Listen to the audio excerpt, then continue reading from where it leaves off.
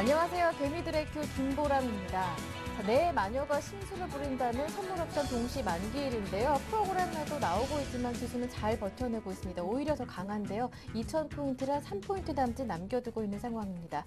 금토기 9개월째 금리 동결 소식이 있었지만 이미 시장에서 예상했던 재료였던 만큼 큰 영향은 없고요. 오늘은 또 해외 이슈들도 여러 가지 살펴볼 게 많은 날이기도 합니다. 잠시 뒤 전문가와 함께 정리하도록 하고요. 먼저 이 시각 지수 흐름부터 확인해 보겠습니다.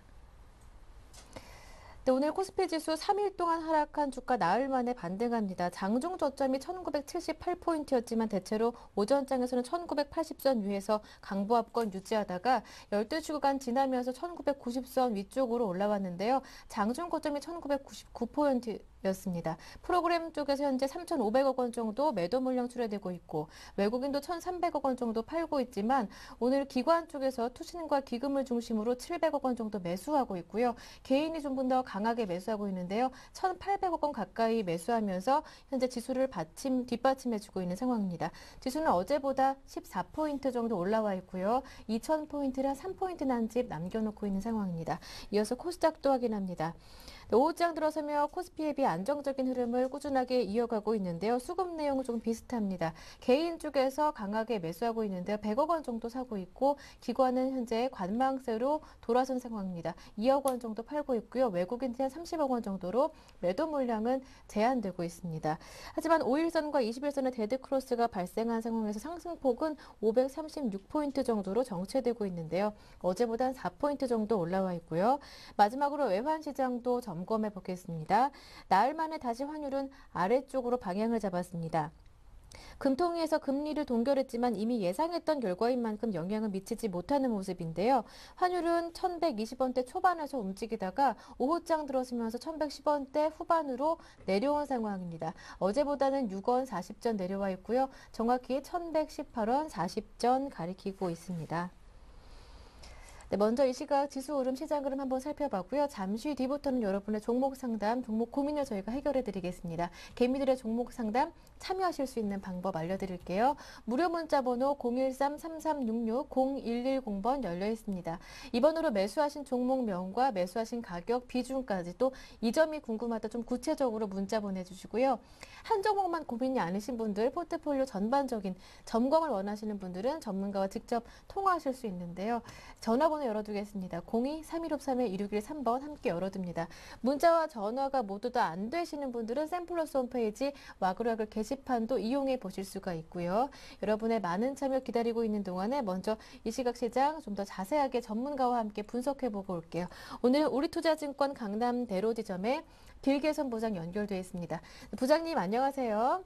네, 안녕하십니까? 네, 앞서 미국은 민간 고용 지표도 좋게 나왔다고 하고 연준에서는 또 다른 소식이 새벽에 들려왔었죠. 인플레 없는 양적 완화 검토하고 있다 이런 소식도 들렸었고요. 일단 내일 새벽에 정확하게 판결이 나겠지만 그리스 문제도 한번 짚어봐야겠고 무엇보다 오늘 쿼드러플 위칭데이인데 월요일에 부장님께서 예상하셨던 대로 조용하게 오히려 강하게 흘러가네요. 오늘 장 정리 부탁드릴게요. 네, 금일은 2012년도에 처음 맞이하게 되는 쿼드러플 리스팅데이가 진행이 되고 있습니다. 전체적으로 무난한 모습이 지금까지도 진행이 되고 있는 것 같고요.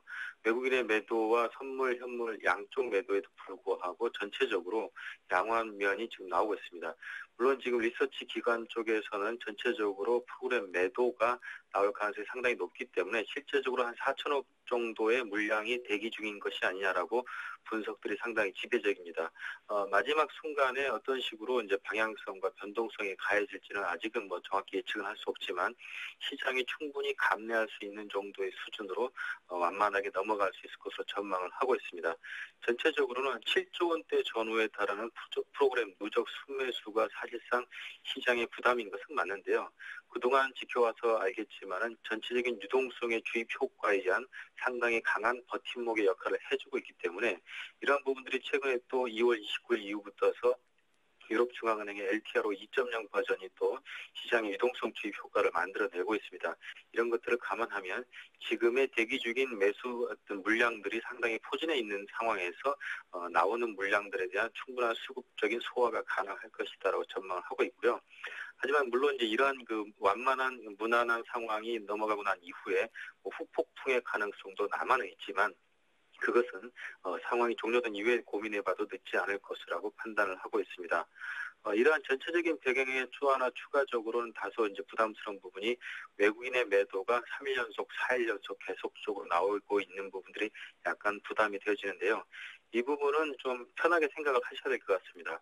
쿼드러플 위칭되기 만기 이전부터 외국인들이 소화해야 되는 물량들의 어떤 정상적인 수급 소화 과정이 일련적으로 진행이 되고 있다라고 판단이 되어지고 있기 때문에 지금 전체적으로 봤을 때는 순매수 기조가 계속 유지가 되어져 왔고 또한 네. 매도 스탠스 자체는 약화되어 있는 상황이기 때문에 실제적으로 지수 변동폭 자체가 마이너스 30포인트 이상 종가 기준으로 확정되지 않는다 그러면 시장 상황은 기존의 추세를 유지할 것이다 이렇게 보셔야 될 것 같고요. 세 번째 중요한 이슈는 이제 그리스에 대한 국채 교환 신청 마감일이 오늘이기 때문에 오늘 전체적으로 정확하게는 전체 민간 채권단의 PSI 규모가 66.67%를 넘어야지만이 그리스에 대한 유로존의 2차 구제금융 자금이 집행이 될 수가 있습니다. 따라서 66.67% 이하로 됐을 경우에는 구제금융이 불발로 끝나고 결국은 3월 19일, 20일에 걸쳐서 그리스가 디폴트가 확실해지기 때문에 이러한 것들이 반드시 오늘 밤 사이에 PSI 교환 신청이 66.67%를 돌파해야 되는 것이 가장 관건이고요. 시장의 그리스의 또 요구대로는 75% 이상이 돼야 되기 때문에 이에 대한 전망은 지금 현재 60% 가까이 신청돼 있는 규모를 감안해 보면 그렇게 어렵지는 않을 것 같습니다. 따라서 이 또한 무난하게 통과가 될 것으로 예상되고 있습니다. 하지만 실제적으로 3월 20일 당시 도래됐을 때 그리스에 대한 구제금융 자금이 집행이 돼서 145억 유로에 달하는 자금의 완전한 롤오버가 정확히 되는 것이 중요한 포인트인데 중요한 것은 그리스 의회에서 나머지 PSI 국채교환 협상단 간에 존재하고 있는 나머지 미신청 금융기관에 대한 헌법을 개정해서 강제적으로 CACS 확충방을 통해서 탕감을 헤어컷을 강요할 수 있는 이러한 법안을 진행시키게 되면 사실상 전 세계 신용평가기관에서 그리스의 신용등급을 디폴트 등급으로 강등할 위험이 있기 때문에 현재까지 진행되고 있는 상황이 양호하게 진행될 수 있겠지만 계속적으로 위험 요소는 남아있다는 것을 감안을 하셔야 될 것으로 평가를 하고 있습니다. 네, 그렇다면 뭐 그리스 문제는 최악의 상황까지는 염려할 필요가 없다라고 얘기해 주셨는데 대응 전략과 관심 종목까지 함께 들어보겠습니다. 네, 전체적으로 미국상을 한번 잠깐 언급을 드리면은 전일자 ADP 민간 고용 지수가 발표되면서 시장의 상승 모멘텀의 첫 번째 원인이 됐고 두 번째는 버냉키 의장이 인플레이션에 부담 없는 추가적인 양적 완화에 대한 유동성 공급을 언급했기 때문에 시장이 상당히 반등에 성공을 했습니다. 이 두 가지 요소 상당히 중요한 면인데요. 개인적으로는 ADP 민간 고용 지수의 상승은 실제적으로 민간 부분의 고용 증가를 여실히 반영하고 있기 때문에 상당히 긍정적인 요소이기 때문에 이 부분은 100% 시장의 긍정적인 요인으로 앞으로도 계속적인 양호한 효과를 낼 것으로 보고 있습니다. 하지만 두 번째 요소인 버냉키 의장이 얘기한 인플레이션 리스크가 없이 유동성을 주입하겠다는 것들은 어떻게 보면 실제적으로 기존에 진행했던 FRB에서 추구했던 오퍼레이션 트위스트의 2.0 버전이라고 보시면 되겠는데 기존에도 오퍼레이션 트위스트의 1.0 버전의 효과 자체가 과히 크지 않았기 때문에 이번에도 모기지 대출 관련 상품에 대한 채권들에 대한 매집을 상당히 강하게 하면서 시장을 들어 올리겠다는 의지가 강한데요. 이 부분의 효과에 대해서는 사실상 저는 중립적으로 평가하기 때문에 고용 효과에 대한 실질적인 경기 회복이 가장 중요하지 의도적으로 시장의 유동성 주입 효과가 없는 것을 가지고 시장을 완벽하게 소화해낼 수 있는 긍정적 요인이라고 평가하기 좀 부담스럽다고 보여집니다. 따라서 지금은 전체적인 상황을 봤을 때는 중립적으로 평가하는 것이 바람직하다고 보고 있고요. 무조건 오른다 또는 빠진다기보다는 박스권 트레이딩 추세가 3월 말까지 유지될 것으로 보기 때문에 그에 맞춘 투자 전략이 필요하고요. 그렇게 따져보면 지금 시장은 박스권 저점 지수 하락 시에는 코덱스 레버리지 ETF에 대한 투자 그리고 지수 상승 박스권 2050포인트 근접 시에는 코덱스 인버스 투자를 계속 병행하면서 추가적으로 양쪽 전략을 추가하는 것이 상당히 도움이 될 것이다 판단하고 있고요. 지금은 커머디티 관련주들은 조금 한 발짝 뒤로 밀어놓고 조금 보수적으로 봐야 되겠다. 이렇게 투자 전략을 얘기해 드리고 싶습니다. 네, 알겠습니다. 오늘 투자 전략까지 모두 들어봤습니다. 도움 말씀 고맙습니다. 네, 고맙습니다. 네, 지금까지 우리투자증권 강남 대로드점의 길계선 부장과 함께했고요. 이어서 개미들의 종목 상담이 이어집니다.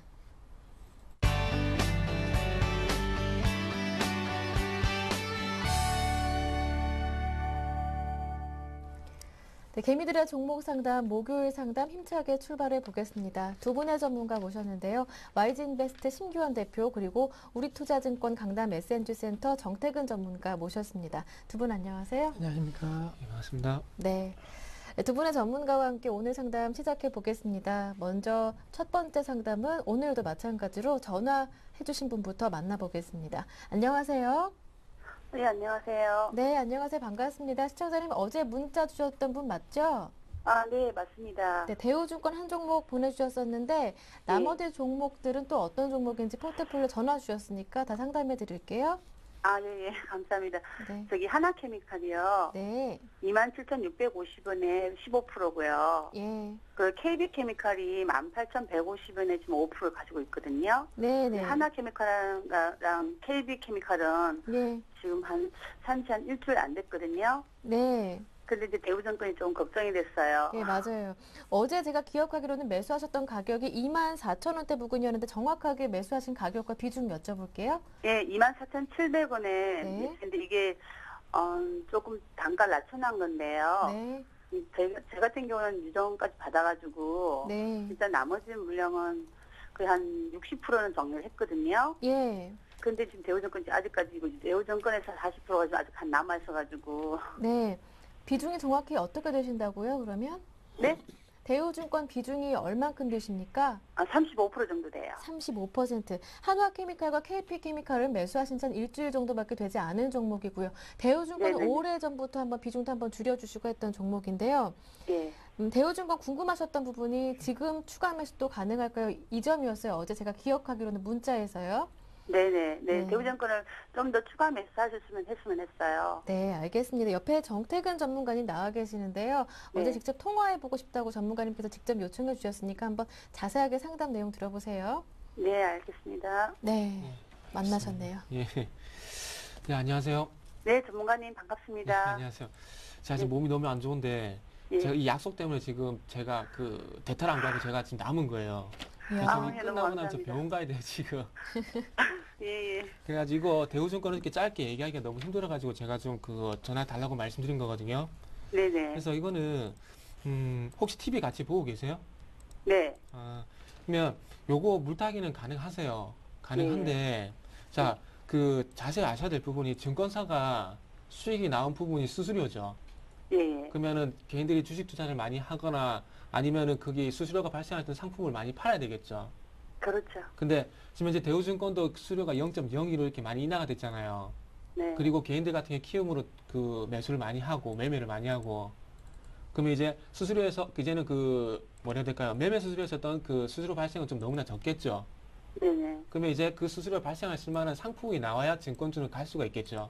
예. 근데 증권주는 지금 그게 없죠. 네, 그렇죠. 자, 잘 볼게요. 자, 요거를 네. 제가 옛날 차트 같이 보면서 말씀드릴게요. 자, 일단은 2007년 한번 볼게요. 2005년부터 2007년까지 증권주가 갔죠.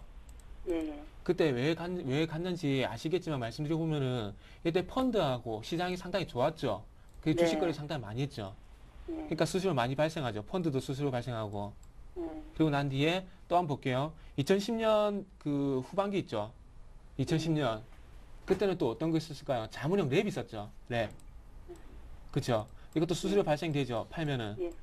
그러니까 지금은 증권주는 시장 올라가면 올라가기도 올라갈 거예요. 근데 중요한 건 추세적으로 올라가려면은 제가 좀 전에 말씀을 드렸듯이 펀드든지 아니면은 뭐 어떤 주식 매매 수준은 이제 끝난 것 같고 펀드라든지 아니면은 자문형 래가 같은 어떤 상품이 나와야 되는데 나왔죠. 근데 네. 뭐 나왔죠? 한국 그 헤지펀드 나왔죠. 이번에 삼성증권하고 대우증권하고 우리투자증권 증자해가지고 헤지펀드 만든다 그랬잖아요. 예. 근데 지금 헤지펀드가 잘 안 되는 게 지금 현재 삼성증권이 5천억 정도 자금을 모았거든요. 네. 근데 지금 이전에 랩이 안 되놓으니까 지금 헤지펀드에 자금이 생각보다 많이 안 들어와요. 그래서 시장 올라갈 때 반등은 같이 주겠지만은 올라갈 때 분명히 제한은 있다는 거예요. 그리고 한 가지 더 아셔야 될 부분이 자 지금 현재 그 화면에서 같이 보고 계시는데, 요게 대우증권의 35,000원이 고점이죠. 예. 고점인데, 자, 99년하고 2007년 보면은 상당히 많이 올라갔죠. 네네. 그 뒤에 이때 당시에 어떤 일이 있었냐면, 자, 1999년 초에는 IT닷컴 있었죠. 그 닷컴 네. 버블이 갖고 무너졌죠. 네. 그리고 2007년도에도 35,000까지 갔는데, 이후에 또 그 뭐죠? 서브프라임 모기지 사태로 해가지고 시장이 무너졌죠. 예. 그 다른 전문가들이 증권주가 가면 시장이 화랑이라 그러는데, 증권주가 가는 시장은 화랑이 아니라 버블이에요, 버블. 이해되시죠? 예. 그래서 요거는 일단 물타기는 가능해요. 어저께도 말씀드렸지만은 시장이 올라가면 어차피 반등이 줄 거기 때문에. 네. 근데 지금 헤지펀드가 성공을 하느냐 못하느냐 그거에 따라서 지금 매수하신 가격대 물타기 안 했다는 전제 하에서 매수하신 가격대는 24,700원까지 가느냐 못 가느냐 거기에 달려 있어요. 네. 이해되시죠? 어쨌든 네. 수수료가 많이 발생이 돼야 증권사 수익이 올라가는데 그게 그런 상품이었고 그런 시장이 아니라면은 그 수수료가 낮다면 그건 잘 안 돼요. 단지 지금은 시장이 올라가니까 같이 올라가주는 꼴밖에 안 되는 거고요. 그래서 요거는 일단 물타기는 가능하신데 일단은 제가 보기 그 물타기를 만약에 하게 되면은 만약에 13,000원 전후에서 했다는 전제하에서 물타기를 하면 이게 한 18,000원? 그 정도는 될 것 같아요. 어느 정도 그 물타기를 할지 모르겠지만 어쨌든 2만원 이하는 정도는 될 것 같은데 일단 물타기를 하셔요. 하시는 건 좋은데 하시고 나서 그 물타기 한 가격까지 매수 단가까지 오면은 좋겠지만은 만약에 안 오더라도 증권주는 조금은 자르는 게 좋을 것 같아요. 1차적으로는 손실을 줄이는 범위, 2차적으로는 수익 거점까지 간다면은 수익까지 전환하는 것도 좋을 것 같고요. 네. 근데 좀 전에도 말씀했지만 시장이 가기 때문에 가겠지만 제한이 온다. 하지만 만약에 헤지펀드에 그 자금이 많이 몰려갖고 수수료가 또 발생한다 그런 얘기가 나오면은 2012년도에 자문력 랩 때문에 증권사들이 갔듯이 똑같이 갈 수 있는 현상은 된다. 이해되시죠? 예. 예. 무슨 말인지. 그래서 네. 일단 그걸 좀 기다리셔야 될 것 같아요. 예. 그래서 일단은 너무 욕심은 내지 마시고 일단 1차적으로는 손실을 한번 줄여보자 그런 생각으로 일단 물타기 하시는 게 맞을 것 같아요. 그럼 한 13,000원대 했어요? 제 욕심을 한 12,000원대까지 내려왔으면 좋겠는데 예. 일단은 그게 안 될 수도 있으니까 한번 그 13,000원 전후에서 1차적으로 한번 들어가 보고 만약에 12,000원까지 빠지면은 거기서 한번 더 들어가 보는 걸로 얘기 말씀드려 볼게요. 네네. 제가 저점을 확실하게 잡아드렸으면 좋겠는데 예. 어차피 어디까지 12,000원 제 욕심이다 보니까 이렇게 정확하게 말씀드릴 수 없잖아요. 예. 그래서 일단은 13,000원에서 1차 물타기 그리고 12,000원 정도면 다시 한번 2차 물타기요. 네, 그리고 알겠습니다. 그리고 조금 전에 월봉 차트 보시면 아시겠지만 대우증권은 10,000원짜리가 그 중기적인 저점 자리에 중장기적으로 저점이에요. 그래서 지금 거의 바닥이기 때문에 최대한 싸게 사는 게 어찌 보면 맞는 거예요. 이해되시죠? 네네. 예, 그렇게 좀 하셨으면 좋겠고, 아시겠죠? 일단 예. 증권주를 다음부터 매매를 하고 싶을 때는 그냥 시장 간다고 무작정 사시는 것보다는 조금 전에 말씀드렸지 시장이 버블스럽게 너무 가파르게 올라갈 때나 아니면은 증권사에서 어떤 새로운 상품이 나와가지고 수수료가 많이 발생된다. 그 얘기 나올 때만 매매하시는 거예요. 네. 예. 그리고 하나케미칼, KP케미칼. 예. 요거는 지금 빠지는 게 다른 게 이유가 없어요. 요거 화학주 최근에 외국인들이 많이 샀었잖아요. 그러니까 네. 결론적으로 시장이 올라가니까 둘 종목 다 올라갔던 거였거든요. 예. 근데 호남성이라든지 LG화학보다는 조금 못 올라갔던 이유가 하나케미칼은 항상 말씀드리지만은 아직 2차 전지하고 태양광에서 수익이 안 나요. 그래서 화학 쪽에서 수익이 나더라도 태양광하고 2차 전지에서 깎아먹을 가능성이 크기 때문에 실질적으로 실적 반영이 너무나 늦어요. 그래서 외국인들도 하나케미칼을 살 바에는 차라리 호남석유, LG화학을 사는 이유가 거기서 오는 거 보시면 될 것 같고요. 그리고 KP케미칼은 최근에 면화 가격이 상승해서 그 나일론 소재 그런 얘기가 나오는데 그거는 시장 빠지면 아무 소용 없는 얘기예요. 만약에 지금 시장이 잘 올라갔으면은 여기가 만약 큰 호재가 돼가지고 오늘 같은 시장에서 한 5% 넘게 올라가야 정상이에요. 그렇죠. 그래서 요거는 일단은 지금 시장 상황이 잠시 조정을 받는 그것 때문에 지금 빠지는 거니까 너무 걱정하지 말고 대신에 시장이 조금 다시 고점이 지금 2040포인트잖아요. 네. 2040포인트 돌파할 때까지 같이 올라가 줄 거예요. 그래서 시장이 올라갈 때 못 올라가면은 무조건 잘라야 돼요. 그래서 요거는 일단은 지금은 되어가는 건 맞지 않은 거고요. 맞지 않은 거고 일단 시장이 올라갈 때 요즘 내 종목이 좀 못 올라간다 싶을 때 그때 의뢰하는 게 좀 맞을 것 같아요. 지금은 좀 기다리셨다가 이해되시죠? 알겠습니다. 그래서 하나케미칼, KP케미칼이 지금 나빠서 빠지는 게 아니라 시장 때문에 빠진다. 이해되시죠? 네네. 그렇기 때문에 시장이 올라가면 요 정도 올라가겠죠. 예. 그렇기 때문에 시장이 올라갈 때 못 올라가면은 그때 가서 잘라도 늦지 않다. 이해되시죠? 아, 예, 알겠습니다. 그래서 요거 조금만 기다려 보세요. 예, 네, 너무 감사합니다. 목표가는 정확하게 세울 필요가 지금은 아직까지는 없는 건가요? 아니에요. 아직까지는 아직까지 버티는 조금 구간이에요. 지켜보자. 지금 아직까지는 버티는 구간이니까 다음에 또 전화 주시면 제가 또 봐드릴게요. 올라갈 때. 또 전화 주시면은. 네, 전화 끊으신 것 시청자님 전화 네네. 끊으셨나 봐요. 네, 아니에요. 안 네, 끊으셨네요. 예. 끊으셨는 줄 알았어요. 깜짝 아, 놀랐어요. 예. 올라갈 듣고 때 되면은 네. 전화 다시 예. 한번 주시면 목표가 정해드릴 테니까 네. 예. 지금은 좀 버텨보세요. 네, 알겠습니다. 네. 네, 시청자님 네, 감사합니다. 고맙습니다. 네. 네, 감사합니다. 첫 번째 전화 받아봤고요. 자, 문자가 들어왔는데 신일산업 일찌감치 보내주신 분이 있어요. 5766번님께서 보내주셨는데요. 신일산업 1,390원에 매수하셨대요. 비중은 적어주지 않으셨는데 1,390원에 매수한 이후에 계속 하락세가 된다고 어떻게 보시는지 전문가님 의견 여쭤본다고요. 네, 우선은 뭐 최근 이 종목 같은 경우는 급등과 급락이 좀 반복됐습니다. 2,300원대 고점 찍고 계속적으로 연이 하락은 보였는데 역시나 좀 거래량, 매도 거래량이 상당히 급등으로 보이면서 주가는 급락세를 보였습니다. 하지만은 어제장부터 다시 한번 좀 매수 거래량이 터지고 있는 모습 보이고 있기 때문에 뭐 펀더멘탈 측면에 있어서는 뭐 그렇게 큰 호재성 재료는 없지만은 다시 한번 기술적으로는 반등에 대한 여지는 좀 있을 것으로 판단되고 있고 정확하게 매도 거래량이 터지면은 하락세를 보이고 그리고 매수 거래량이 터지면은 좀 상승세를 보이고 있는 것이 사실이기 때문에 단기적으로는 뭐 지금 펀더멘탈 측면이 아닌 기술적으로는 반등 가능성이 좀 높지 않을까라고 말씀을 드리겠고 워낙 2,300원대 좀 큰 폭의 좀 하락세를 보였기 때문에 조정에 대한 양상보다는 좀 상승에 대한 양상이 조금은 짙을 것으로 판단되고 있습니다. 따라서 목표가 설정에 있어서는 우선은 역시나 매수가 부분이 한 1,500원대 매수가보다 조금 높은 가격대를 설정해 드릴 수가 있는데 이 기업 같은 경우에는 뭐 선풍기 관련된 난방기기 관련된 그러한 업체입니다. 물론 지금 시점 크게 모멘텀적인 측면은 없을 것으로 판단되고 있지만은 실적이 뭐 그렇게 나쁘지 않은 기업인 만큼 전반적으로 봤을 때는 기술적 반등을 노리고 한 1,500원 라인에서 우선 자르시는 전략이 필요할 것으로 판단되고 있고 만약에 좀 비중이 많으시다라고 가정하신다고 한다면은 한 1,300원 라인에서는 분할 매도하시는 관점이 필요할 것으로 판단되고 있기 때문에 네. 비중이 20% 이내라고 한다면은 1,500원 목표가 만약에 20% 이상이라고 한다면은 1,300원에서 분할 매도하시자라고 좀 정리를 해드리겠습니다. 네, 알겠습니다. 첫 번째 종목으로 신일산업 봐드렸고요. 이어지는 종목은 큐로컴입니다. 8841번님께서 두 가지 종목을 보내주셨는데 일단 보유하신 종목 큐로컴은 4,120원에 매수하셨고 비중은 적어주지 않으셨고 또 문제를 이어서 보내주셨는데요. 락앤락을 지금 매수해도 괜찮은지 이 점이 궁금하시대 먼저 네. 큐로컴부터 살펴볼게요. 네, 다 봐드리겠습니다. 네. 일단 큐로컴 같은 경우에 이거 저번에 클로넷 그 같이 보내신 분 아닌가 생각대로 가격이 좀 비슷한 것 같은데 예. 클로넷만 빼고 보내신 것 같아요. 요거 제 생각에는 요건 차트 보면서 제가 말씀드릴게요.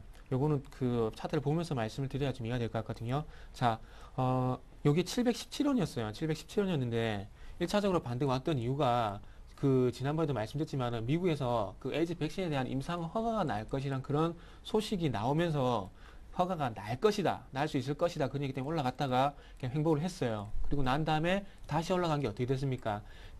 미국에서 그 백신 허가 소식이 나왔죠. 나오고 나서 지금 나왔죠. 그리고 나서 이 얘기를 왜 드냐면 자. 허가가 날 것이란 기대감이 있었고 실제 허가가 났죠. 그러면 이 회사의 모멘텀은 이걸로 끝났다는 겁니다. 네.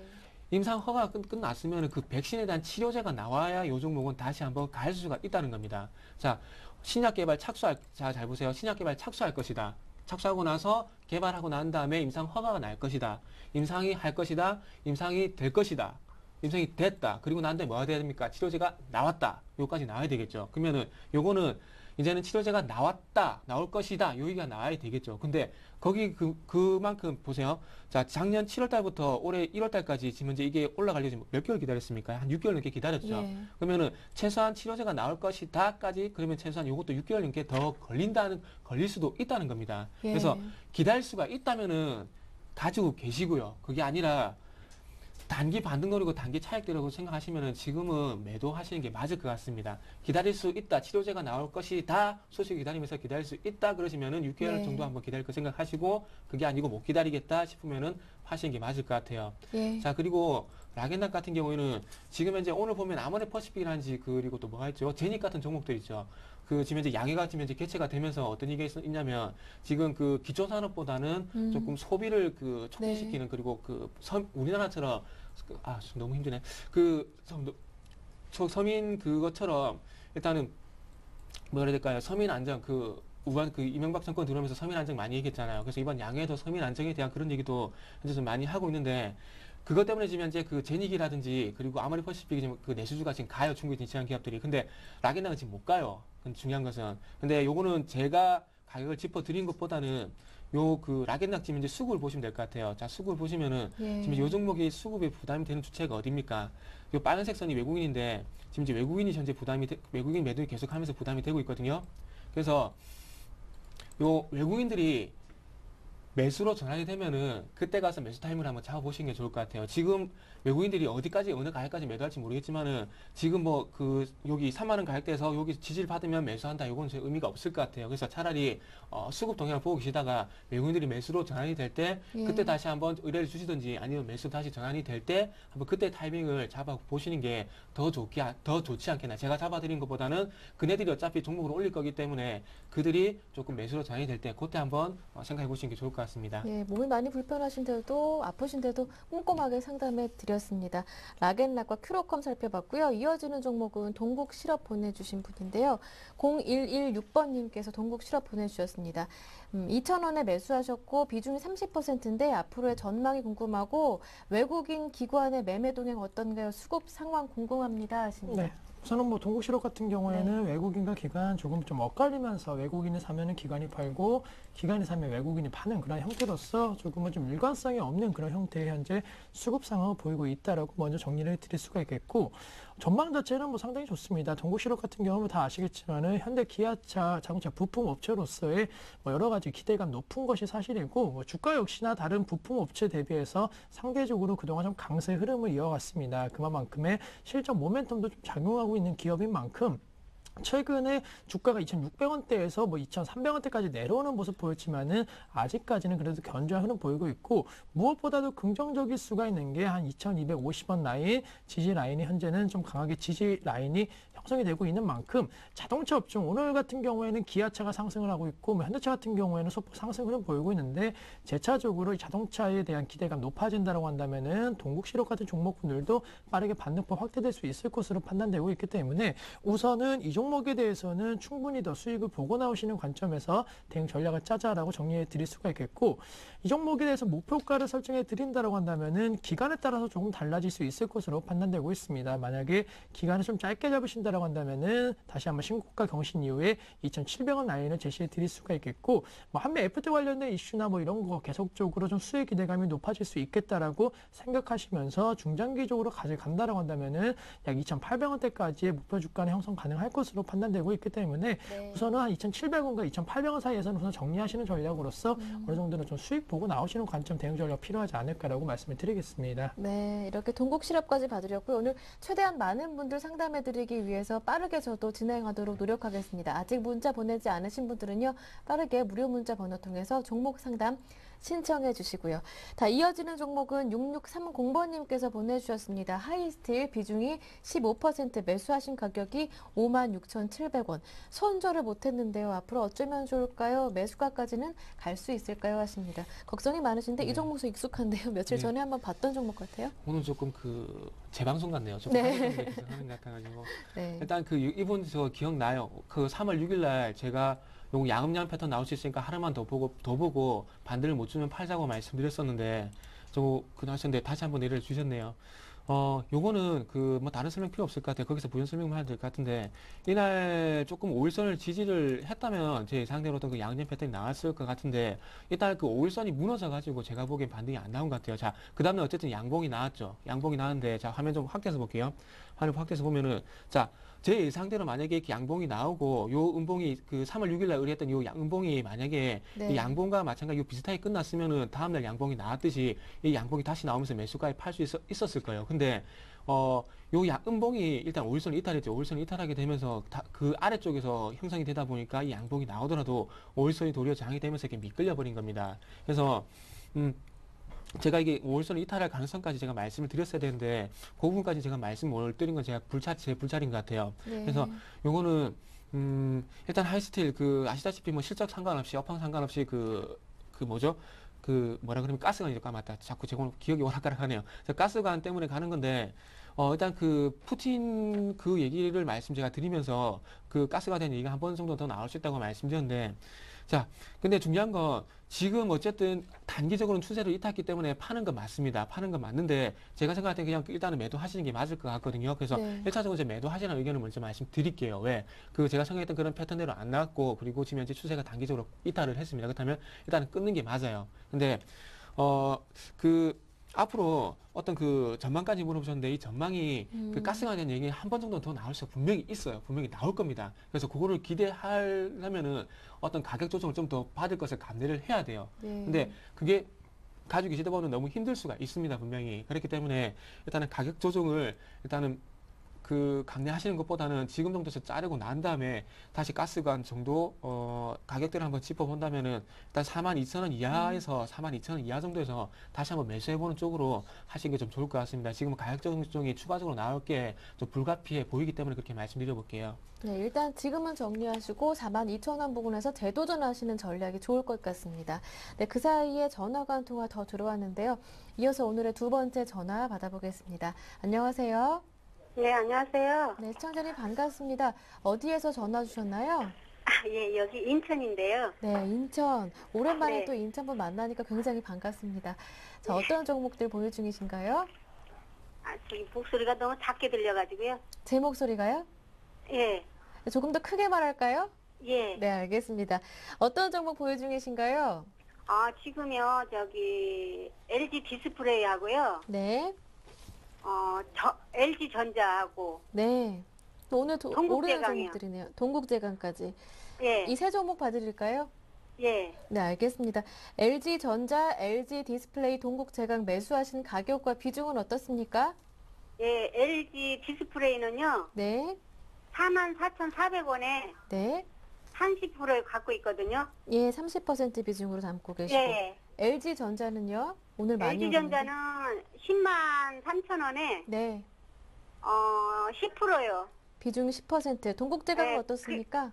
중국지가. 근데 LG전자를 조금 더 들어가고 싶어가지고, 네, 지금 조금 더 추가 매수 가능한지. 예. 예, 알겠습니다. 동국, 그리고 동국제강은요, 39,000원에, 예, 30%요. 비중 30%. 정리 한번 해볼게요. LG전자가 예. 10만 3천 원에 비중 10%라고 하셨고요. 추가 매수 예. 고민하시고, LG 예. 디스플레이 44,400원에 30%, 동국제강이 39,000원에 30% 비중, 나머지 뭐 예. 기타로 30% 보유 중이시고. 네, 알겠습니다. 예. 옆에 심기현 대표님 나와 계시는데요. 예. 궁금하셨던 부분까지 좀 자세하게 세 종목 다 상담해 드릴게요. 예. 네, 그럼 안녕. 전화 끊고 기다려요? 같이 통화를 원하시면은 직접 대화도 가능합니다. 예. 저는 LG전자 목표가가 얼마인지 장기로 갈 거거든요. 네, 안녕하십니까, 시청자님. 예. 예, 안녕하세요. 네. 아유, 반갑습니다. 네, 반갑습니다. 우선은 예. LG전자 그럼 먼저 좀 상담을 도와드릴게요. 네. 우선은 LG전자 지금 예. 뭐 중장기적으로 더 그 목표가를 좀 더 바라보시는 것인가요? 예, 저기, 올라갈 수 있으면 계속 가져갈 수도 있거든요. 네. 우선은 지금 손실 중이시잖아요. 예. 네, 우선은 LG전자 좀 결론부터 먼저 좀 말씀을 드리면은 네. 손실 좀 더 줄이시는 전략 좀 필요하지 않을까라고 말씀을 드리면서 좀 긍정적으로 좀 말씀을 드리겠습니다. 예. 오늘 뭐 LG 디스플레이도 지금 갖고 계시는데 LG 관련 네. 그룹주가 상당히 좀 강한 모습 보이고 있습니다. 아시겠지만은 아이패드 3에 관련된 그런 부분이 LG 특히나 이 LG 관련 IT 기업들에 대한 기대감이 높아지면서 뭐 급등 흐름 보이고 있는데 네. LG전자 같은 경우에는 지금 시점 결론적으로는 최악의 상황을 벗어나고 있기 때문에 주가 역시나 좀 반등세가 계속적으로 이루어지고 있는 것이 아닌가라고 말씀을 드리겠고요. 예. 지금 뭐 LG전자를 지금 매수를 하셨는데 거의 뭐 LG 관련된 그러한 제품들 가전제품이라든가 뭐 휴대폰 LG 걸 많이 이용하시나요? 예. 그러세요? 만족도 높으신 편이신가요? 사용 예. 만족도는요? 네. 예. 우선은 뭐 대부분 지금 뭐 스마트폰은 뭐 아직까지는 그래도 완전히 만족도가 높은 건 아니지만은 가전제품에 예. 있어서는 LG전자 상당히 뭐 시청자님도 그렇고 다른 분들도 만족도가 높다라는 점에 대해서는 긍정적이겠고 스마트폰 관련된 이슈에 있어서도 최근에 갤럭시 노트와 같은 조금은 화면이 큰 그러한 스마트폰에 관련된 이슈가 상당히 불거지고 있고 옵티머스 뷰도 그러한 하나의 그 새로운 패러다임 속에서의 성장성이 지금 기대가 되고 있는 만큼 LG전자 같은 경우에는 스마트폰 관련된 사업 부분의 부진이 오히려 더 이제는 해소가 되고 있다라고 보시면 되실 것 같고요. 최근에 LG전자 같은 경우에는 뭐 아시겠지만은 스마트 관련된 3D 관련된 부분에 있어서의 역시나 새로운 혁신 도약을 지금 꿈꾸고 있는 그런 시점입니다. 따라서 LG전자 같은 경우에는 좀 욕심 내셔갖고 우선은 홀딩 전략 말씀드리겠고 지금 만약에 추가 매수하신다고 한다면 비중을 얼마만큼 늘릴 생각이신가요? 지금 저희가 100주 갖고 있는데 한 200주 정도 더 들어가고 싶은데. 지금 100주를 갖고 있으신데 2배를 더 들어가신다고요? 예, 예. 그러세요? 우선은 그럼 지금 당장 생각하신 2배의 물량을 다 들어가시는 것보다는 지금 예. 갖고 계신 물량의 한 50% 그러니까 총 들어가신 물량의 한 4분의 1씩 좀 분할 매수하시는 관점이 필요할 것으로 판단되고 있고요. 먼저 가격적인 측면 말씀드리면은 먼저 4분의 1은 지금 가격대 우선 그냥 매수를 해주시고 두 번째 같은 경우에는 조금 하락을 만약에 할 수도 있습니다. 왜냐면은 95,000원대, 93,000원대에 대한 좀 강한 저항 라인이 한 번쯤은 나올 가능성이 높기 때문에 우선은 여기를 정확하게 뚫는지 한번 보셔야 되고요. 뚫게 올라간다라고 한다면 그때 94,000원대에서 매수해 주신 다음에 평균 단가 확 낮추시고 그 다음에 좀 중장기적으로 만약에 바라보신다라고 한다면은 10만 원 선 돌파 여부가 상당히 중요할 것으로 판단되고 있습니다. 아마 여기서 제가 말씀드렸던 가격 라인에서 두 번 매수하시게 되시면 평균 단가가 10만 원 아래로 내려가실 건데 우선은 10만 원 정도 왔을 때는 거의 뭐 손실을 다 만회하실 정도의 금액이 되실 걸로 판단되고 있는데 우선은 10만 원이 그래서 도파가 되고 좀 강하게 올라간다. 그리고 스마트폰 관련된 이슈 정확하게 나오고 특히나 LG전자 실적에 대한 기대감이 높아지냐 안 높아지냐가 상당히 중요할 것으로 판단되고 있습니다. 따라서 1분기 실적 시즌에 이 LG전자에 대해서는 들고 갈지 안 갈지 약 10만 원 정도에서 결정 날 것으로 판단되고 있기 때문에 예. 우선은 추가 매수하실 때는 나누어서 두 번 먼저 하시고 10만 원 돌파 즉 실적 시즌 다가왔을 때 그때 판단하시는 전략이 필요할 것으로 판단되고 있기 때문에 우선은 아직은 그 LG전자 실적이 어떻게 나올지에 대해서 사실 예측이 어려운 것이 사실입니다. 따라서 우선은 홀딩을 하시되 조금은 실적 관련된 이슈가 어떻게 전개되는지 체크를 하신 다음에 중장기로 갈지 아니면은 우선 손실 줄이시고 나오시는 관점으로 대응 전략을 짤지에 대해서 좀 고민하시는 것이 좀 필요하지 않을까라고 말씀을 드리겠습니다. 좀 이해가 되셨나요? 알겠습니다. 예. 예. 알겠습니다. 예, 우선은 뭐 지금 큰 수익 보고 나오자 이렇게 말씀드리는 것보다는 손실 줄이시고 그다음에 더 올라갈지 그리고 더 내려갈지에 대해서 다시 한번 판단하시는 전략이 필요할 것으로 판단되고 있기 때문에 우선은 손실 보고 나오지는 말자라고 먼저 결론을 지어드리겠습니다. 알겠습니다. 네, 그렇다면 네. 다음 LG 디스플레이 좀 말씀을 드릴까요? 예. 네, 뭐 이 종목 같은 경우에는 좀 큰 폭이 지금 손실 중이신 거죠? 예. 지금 매수가가 정확하게 지금 얼마 정도 되시는 건가요? 44,400원이요. 그렇죠. 44,400원 제가 좀 그 매수가 대비해서 지금 그 주가가 많이 내려왔기 때문에 다시 한번 확인차 여쭤본 거고요. 예. 지금 LG 디스플레이 같은 경우에는 전반적으로는 분위기는 상당히 좀 좋습니다. 하지만은 결론적으로 좀 목표가 매수가 부분 4만 원대 이상까지 오기에는 조금은 좀 시간이 걸릴 것으로 판단되고 있기 때문에 우선은 역시나 이 종목 홀딩 전략 말씀드리겠지만은 무조건적으로 수익을 내시는 관점보다는 우선은 손실을 줄이시는 전략이 필요할 것으로 판단되고 있고 LG 디스플레이 쪽으로는 뭐 추가 매수나 이런 건 생각을 안 하고 계시나요? 그 종목이 괜찮다면은 추가 매수할 수도 있어요. 그러세요? 그렇다면은 우선은 LG 디스플레이에 대해서는 지금 추가 매수 관점보다는 만약에 조금 더 내려왔을 때는 그때는 추가 매수 관점 가능하실 걸로 판단되고 있는데 우선은 만약에 추가 매수 하신다고 한다면은 제가 추가 매수 가능한 금액대 알려드리면은 한 25,000원대가 될 수 있을 걸로 판단되고 있습니다. 왜냐면은 최근에 주가가 조금은 좀 밑에 쪽으로 내려오고 있고 좀 물량도 조금은 좀 매도 물량이 좀 많이 나오고 있는 상황인 만큼 하락하게 된다고 한다면은 25,000원 언저리까지 좀 내려올 가능성이 높기 때문에 때문에 지금 비중은 그대로 가져가시되 만약에 이 종목이 하락을 해서 25,000원대까지 내려오면은 그때는 추가 매수하시는 관점이 필요할 것으로 판단되고 있고 좀 목표가 설정에 있어서는 한 33,000원대는 우선은 충분히 도달이 가능하지 않을까라고 말씀드리는 게 업황 자체가 워낙 지금 턴 어라운드 되고 있습니다. 또한 LG 디스플레이 아시겠지만은 뭐 스마트폰이라든가 태블릿 PC에 있어서 이제는 경쟁력, 화질에 대한 부분이 상당히 중요하기 때문에 LG 디스플레이에 대한 역시나 경쟁력 돋보일 수가 있고 뭐 아이폰 관련된 아이패드 관련된 이슈가 이제는 네. 한동안 계속적으로 나올 가능성도 높습니다. 아이패드 3가 얼마나 팔릴지는 모르겠지만은 네. 전 세계적으로 만약에 열풍이 불어온다라고 한다면은 LG 디스플레이 쪽으로도 실적 개선 기대감과 주가 상승률도 높아질 수 있을 것으로 판단되고 있기 때문에 뭐 삼성이 잘 나가든 애플이 잘 나가든 LG 디스플레이 같은 경우에는 둘 다 수혜 받을 수 있다라는 점에서 우선은 33,000원 오면은 매도하시는 게 아니고 역시나 33,000원 왔을 때 다시 한번 홀딩할지 아니면은 어떻게 매도할지에 대해서 결정하시는 타이밍으로 우선 1차적으로 목표가를 좀 설정해 드리겠다라고 정리를 해드리겠습니다.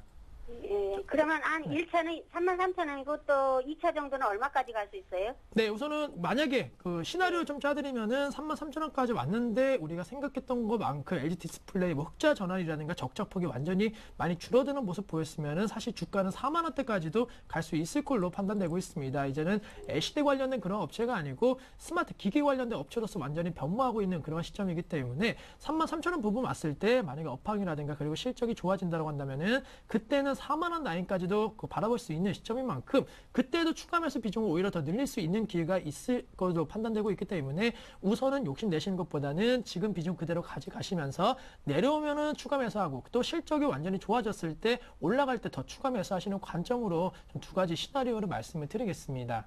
예, 알겠습니다.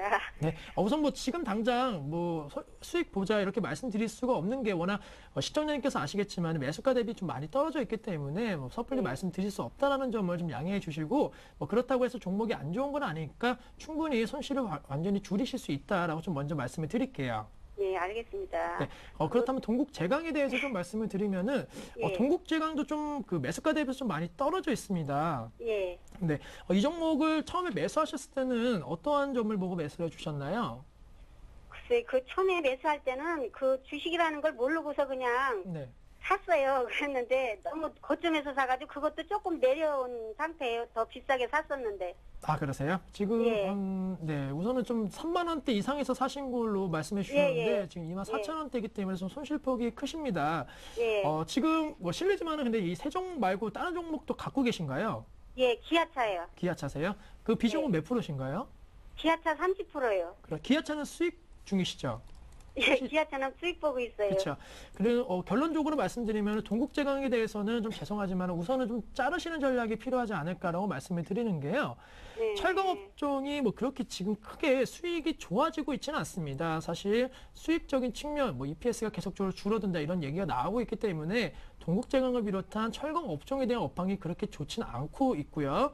또 우리가 기대했던 중국 여러 가지 뭐 호재성 재료, 경제 성장률이 뭐 낮아지고 있다라는 그런 오히려 악재가 나왔기 때문에 철강업종에 대해서는 크게 모멘텀이 작용하지는 않을 걸로 판단되고 있기 때문에 오히려 동국제강 같은 경우에는 조금은 좀 잘라주시고 좀 매도하신 다음에 앞서 말씀드린 뭐 기아차 같은 종목군들 확실하게 실적이 그래도 꾸준하게 물론 실적 성장률은 조금 줄어들 수는 있겠지만은 확실하게 올라가고 있는 종목군으로 좀 갈아타시는 전략이 필요하지 않을까라고 말씀을 드리겠고 아직까지 철강 업종에 대한 뭐 수요 증가라든가 이런 것은 완전히 개선이 되지 않은 상황인 만큼 확실하게 수요 증가세를 보일 수 있는 종목 쪽으로 지금 IT 업종은 두 종목이 있기 때문에 IT 말고 뭐 자동차라든가 그리고 최근에 좀 각광받고 있고 또 한미 FTA 관련된 수혜가 예상이 되고 있는 유통이라든가 항공 쪽으로도 좀 관심을 가지시는 전략이 좀 필요하지 않을까라고 말씀드리면서 동국제강에 대해서는 좀 그렇게 긍정적이지는 않은 그런 답변을 좀 드리겠다라고 정리를 해드리겠습니다. 예, 알겠습니다. 그 동국제강도 저기 전문가님이 좀 괜찮다 해가지고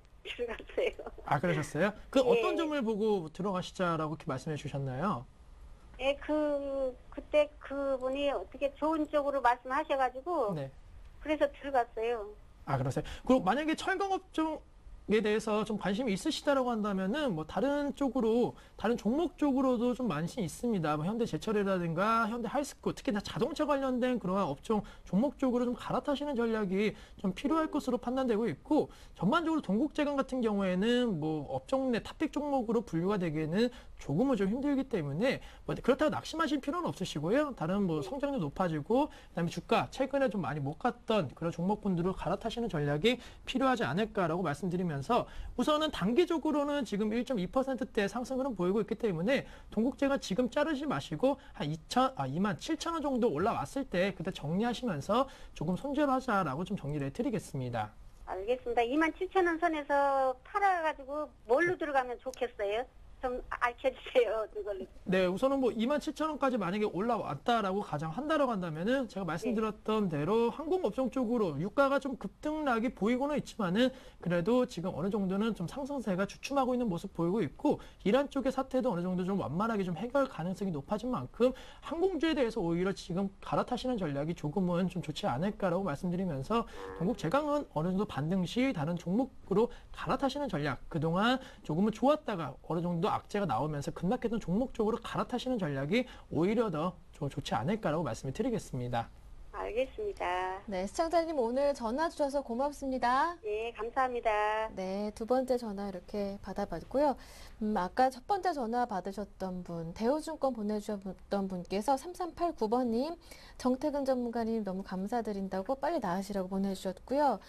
6573번님께서 정태근 전문가님 팬이라고 늘 건강하세요 라고 보내주셨네요. 그러면서 또 종목을 하나 보내주셨는데 PS텍 4,440원에 매수하셨고 비중이 30% 잘못된 매수라고 하시는데 대응 전략 꼭 부탁드립니다 하시는데요. 네. 6573번님이 팬이시라고 하는데요. 여기 스태프들이 보내신 거 아니죠? 네, 그런 건 아니에요. 여기는 팬 없어요. 아, 예. 일단 요 같은 경우에 요거는 일단 전기차 관련해가지고 좀 계속 보셔야 될 것 같아요. 일단 뭐 그 기아차에서부터 레이 그 전기차가 나온다는 얘기가 나온 뒤부터 이번 올해 좀 그 전기차 관련주들이 조금 움직이고 있어요. 그래서 요거는 그 우리산업이라는 종목이죠. 우리산업이라는 종목이 지금 이 회사 그 자동차 그 전기차용 인버터하고 에어컨을 생산하는 업체거든요. 근데 업체인데 그 업체고 그리고 이 회사 같은 경우는 그 충전 계측기예요. 그러니까 전기차가 충전되면 그 충전되는 그 양을 할 수 있는 계측기를 만드는 회사인데 요거 차트 좀 화면 좀 같이 보도록 할게요. 가격대가 그 공교롭게도 이거 어떻게 이렇게 고점에 또 사셨는지 모르겠어요. 이렇게 상한가 간날 이렇게 매수를 하신 것 같은데 자 근데 일봉만 보면 좀 겁나실 거예요. 일봉만 보면 겁나는데 자 주봉 차트 보면 지금 현재 2250원에서 바닥 잡고 지금 이제 올라오고 있죠. 어쨌든 뭐 이렇게 일자로 항상 말씀드리지만은 주가가 이렇게 항상 일자로 이렇게 올라오기는 힘들어요. 항상 이렇게 파동을 치면서 올라오는데 어쨌든 요 정도 결론적으로 말씀드리고 싶은 부분이 이렇게 파동을 치면 이제 올라오고 있다는 겁니다. 네. 자 그리고 좀 전에 말씀드렸던 우리산업 있죠. 우리산업 좀 전에 그 같은 경우도 실제로 기아차 레이에 전기차용 에어컨하고 인버터가 들어가요. 근데 우리산업 같은 경우 지금 이렇게 가죠. 전기차 모멘텀 때문에 가는 거거든요. 그래서 PS텍도 분명히 또 다시 한번 갈 겁니다. 그래서 일단은 그 매도 타이밍 놓친 건 어쩔 수가 없어요. 놓친 거 없는데 어쨌든 주봉상 차트에서 보여드렸듯이 이렇게 파동을 치면서 올라갈 거예요. 그렇기 때문에 매수가까지는 다시 한번 테마가 형성이 되면 갈 수는 있다고 생각을 합니다. 그래서 이건 일단 가져 있을 만한 누구나 충분히 예상할 수 있는 테마거든요. 전기차 올해. 그렇기 때문에 매수 가격은 충분히 줄 수 있을 거라 생각을 하고 있어요. 그래서 이거는 일단 갖고 계시다가 매수가 이상 가격을 주면 이거는 그 손실 줄인 것보다는 매수가 줄 것 같습니다. 제 생각에. 그래서 요건 일단 갖고 계시다가 그 매수가 이상 가격을 주면 팔고 실질적으로 전기차 실적이 받쳐주는 것도 있죠. 좀 전에 말씀드렸던 우리산업 같은 거. 제가 지금 우리산업밖에 기억이 안 나서 그런데 우리산업 같은 거로 차라리 옮기시는 게 낫지 않겠나. 이렇게 좀 말씀 한번 드려볼게요. 그래서 요거는 일단은 전기차 테마 한번 더 일어날 수 있으니까 한번 기다려 보시면은 분명히 매수가 줄 겁니다. 이거는. 네, 알겠습니다. 오늘 상담은 여기에서 마무리 짓겠습니다. 두 분의 전문가가 정말 고생 많이 해주셨는데요.